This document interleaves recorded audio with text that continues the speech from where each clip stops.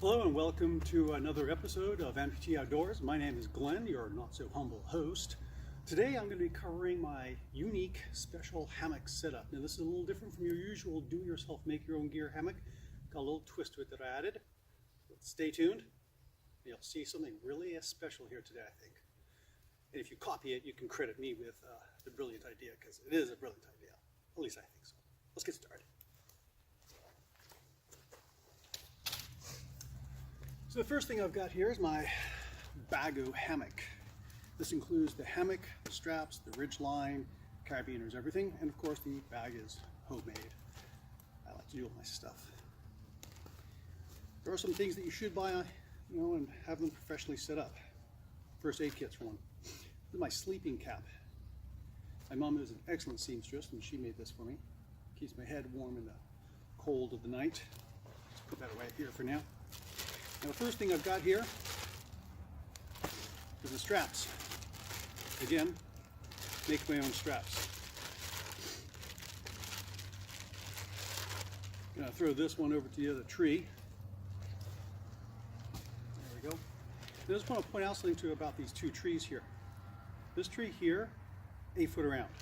That tree there, 7 feet around. The distance between the two trees, 25 feet.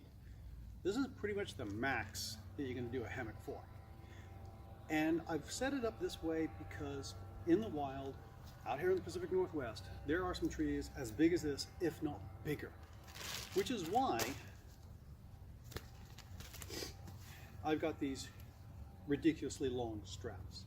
You'll notice they're also a lot thicker, a lot wider than your typical strap. That's because we have a lot of rough bark, wears the straps easily. Also, having a wider strap like this does less damage to the tree. So I've got my strap here, carabiner on the end, box stitched. I'll show this all in detail later after I've got everything set up. Just giving you an overview right now. So yeah, this is a 10-foot strap. Let's get it around this tree.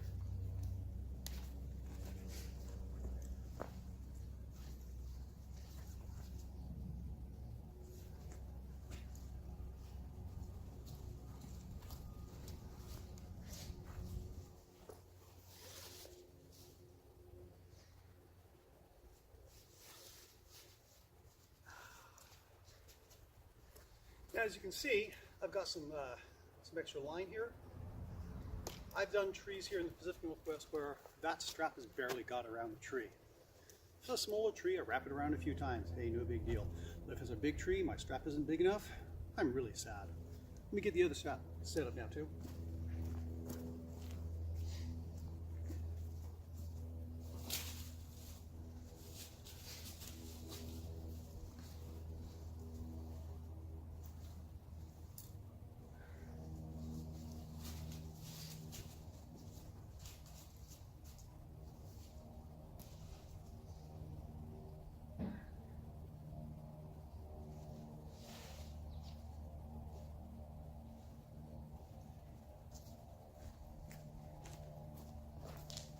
All right, that's my two tree straps set up. Let's get the hammock now. Alrighty. Now a lot of you are looking at this and say, whoa, cargo strap. Yeah, cargo straps are excellent. They are, aren't they? I love my cargo straps. All right. Now, at the end of this cargo strap, I've got this loop sewn in here. See that? Okay, I'm going to hook that on the carabiner.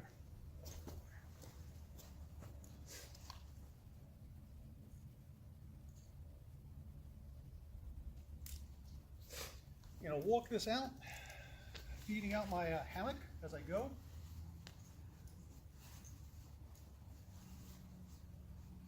So I get to the other end here with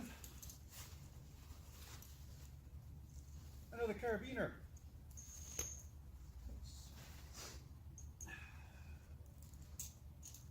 All right, let's see. That looks good.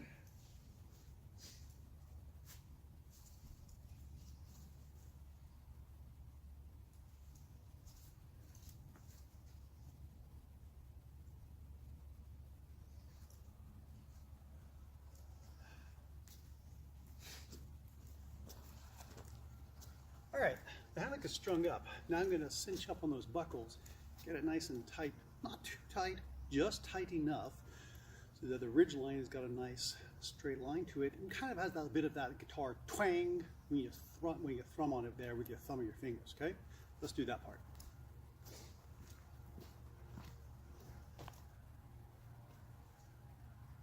Now the catch here is that you want to have an equal distance from here to here as you do from the buckles there to the tree. You don't want more length here or less length there. Kind of screw up the way the hammock lies. You want them to be as even as you can get them.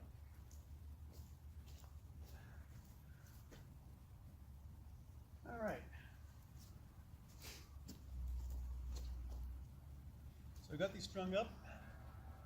Just got to tie a little slippery half hitch there.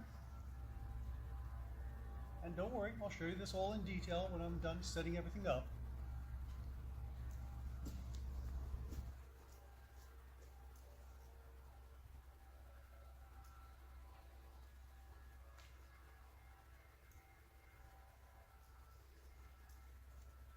All right.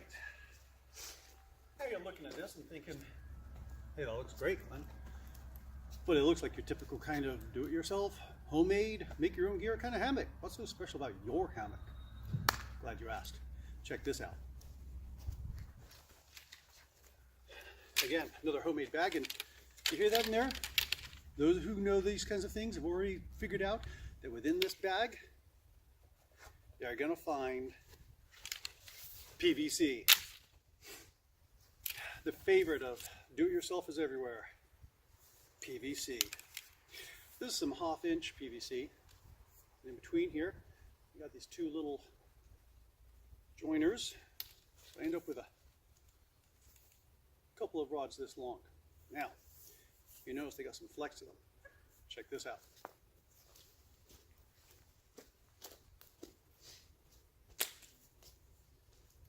Got a little loop here. Put it through there. Slide that into that little pocket there. Slide the other one into the pocket on the other side. And hey, look at that. I have a kite.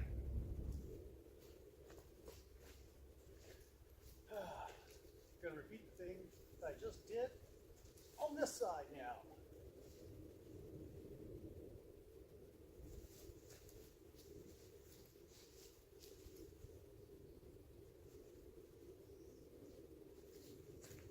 All right. Now, those of you who know hammocks are looking at this and thinking, "What have you done? What are you? This is nuts. This is not good. This is stupid. Stop this now. Stop." Those of you who don't know hammocks are probably looking at this and thinking, "Yeah, this is why I sleep in a tent. This guy's crazy, Len." But check this out.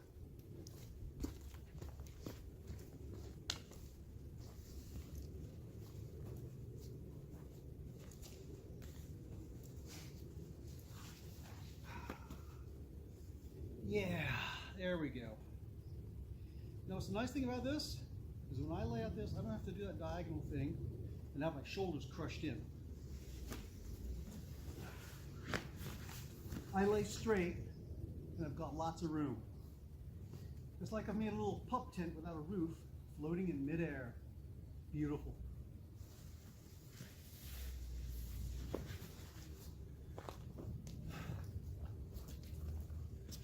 All right, so that's the hammock all set up. There's two little extra supports in there. Now what I'm going to do, I'm going to walk you through some of these details because I know some people are looking at this right now and thinking to themselves, okay, well maybe this does work, but the devil's in the details, Glenn. Show me those devil in the detail things. I want to see them. Hold on, hold on. I'm going to put the camera away for a second and then bring it in up nice and close. All right, as promised. Bring it in close now and give you a look at these details here. This stitching here, and I know it's not the prettiest stitching, and if my mother saw this, she would probably berate me for such messy stitching. Well, what I've used here is the kind of thread used for making furniture. This is not your typical cotton. This is, I think it's polyurethane thread, very strong stuff, double stitched, box stitched, and then bar stitched across. Come down here, same thing, to this loop. Now, this loop is not your typical kind of lay flat loop. It's twisted around when I sewed it up, which makes it open up here a little easier when I'm trying to get that carabiner in there. This carabiner here, it's a carabiner for mountain climbing, I believe. Let's go around to the other side. Maybe there's some numbers on there. Yeah, I think there are, but you can't see them. But it's got a rating of something like 1,200 pounds or something ridiculous. Cargo strap, again, box stitched. This cargo strap is pretty old now. Had it around for a while. Probably time to replace it. Now, let's look at this little setup here. I used to have these two rings right here on the loop coming from the hammock. Worked pretty well, but it would start to slowly unwind and slip out even with a knot tied in. I found that using a carabiner here causes this loop to go above this loop and pinch down tighter in here. It's just worked a lot better than I tie my slippery knot here. All right, now this hammock, I didn't do the sheet knot here, sewed in a loop and then put in 3 loops of paracord, 550 paracord. The Ridgeline is just regular paracord. Now let's get down here to this bar. You got your typical prusik knot with a loop here, so I can move it around as I need to. Okay. And at this end, I sewed in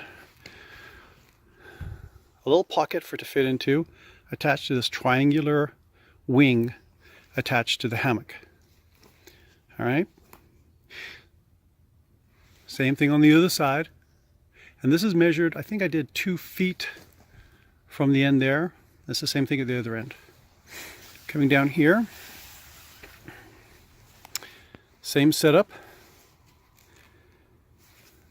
Goes into this little pocket, held in place and kept in line with the ridge line with that prusik. Now coming back around over here, eagle-eyed viewers will have already noticed, hey, you know what, Glenn? Those rings there, those aren't descender rings. Why aren't you using descender rings? Those look like, I don't know, rings you found at the hardware store? You're right, they are. They're rated to 300 pounds each. They've never let me down.